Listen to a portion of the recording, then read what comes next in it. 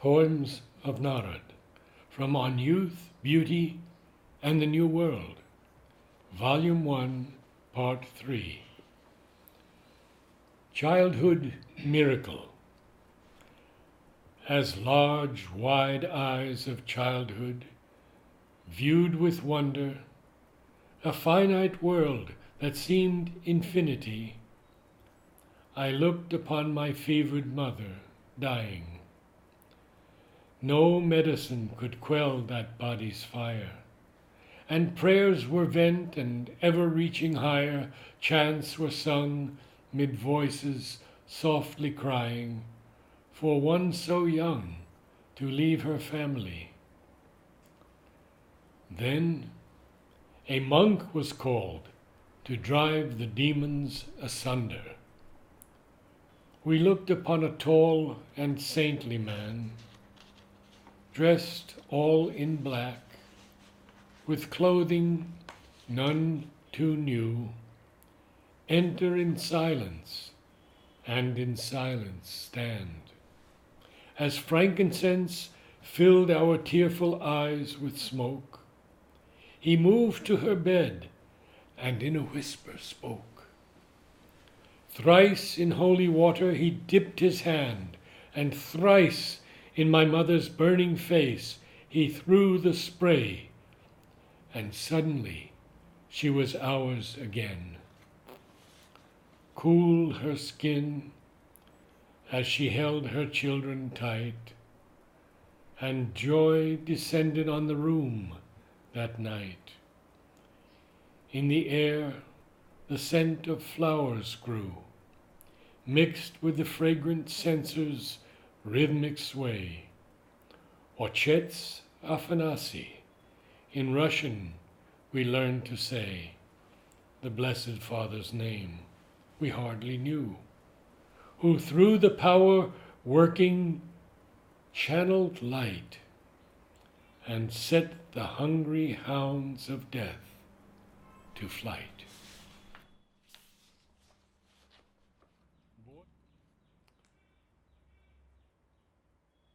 Boyhood Carnival. Come on in and see a sight you'll never see again, my man.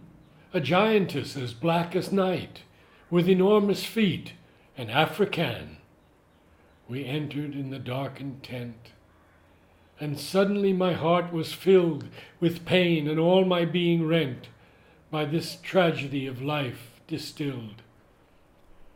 From her purple, swollen lips no murmur broke, no cry of rage.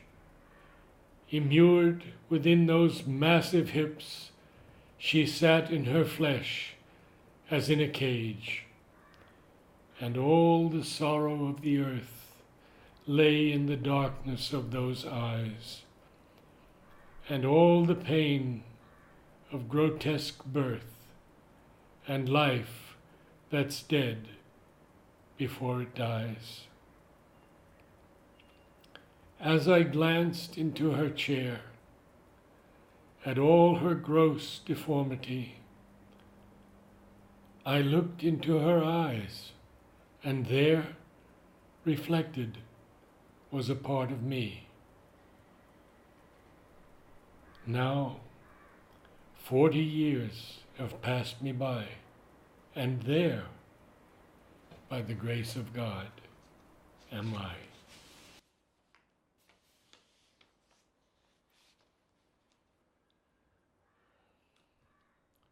Promise of supernal days. No peace can satisfy, but peace within. Our highest hopes give savor to our words, but prayer is lost, and vanished discipline. Life's tributes paid to small, inferior lords. Our poetry and sacred texts now lie forgotten and ignored in gathering dust, while in our living rooms a programmed eye replaces God, who once enjoyed our trust. or the mighty internet holds us bound to scenes of concupiscence and of hate. We are buried in an avalanche of sound. There is no longer time to contemplate. When looked upon with outward searching gaze, this world is seen as a parable of pain, with man content to tread his errant ways, his violence unable to restrain. There is a failure of the mind to see the truth descending with each new hope-filled dawn. The heart retains its incapacity, the body still the vital being's pawn.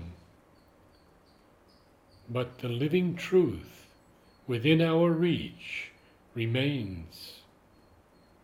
We shall surmount the smallness of our ways.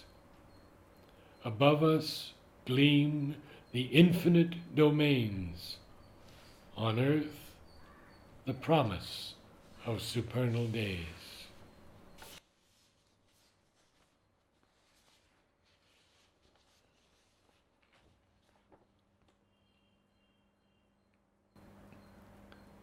When all foundations fall,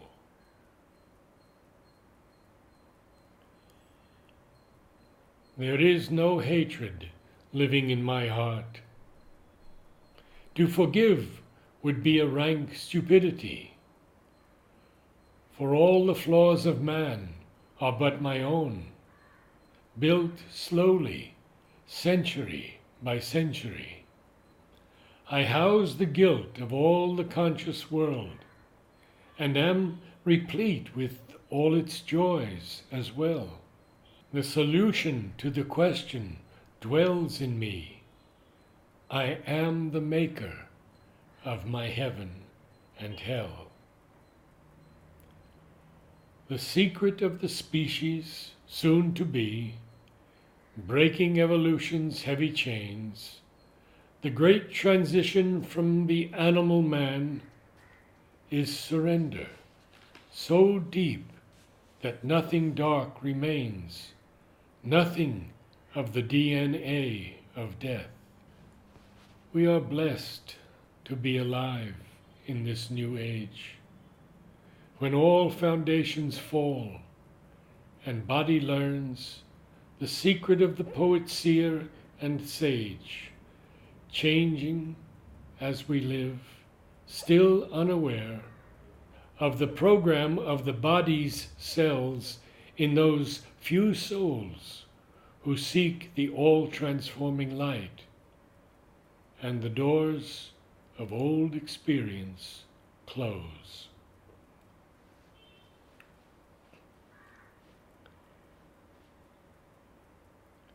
Truth, the justicer. Now is the flower of the new year full, and dawns a brighter year in youthful hearts. Though winters we must face, we still shall keep the harvest of our love when day departs. For who can see what joy the morrow brings, or fathom tragedy and loss and fate? But walk our metered walk, apace our dreams, and hope that human good shall outlast hate. Sleep then, you souls, you children of the earth, and let your waking hours fill with song, for what shall be is written in his book, and truth shall be the justicer of wrong.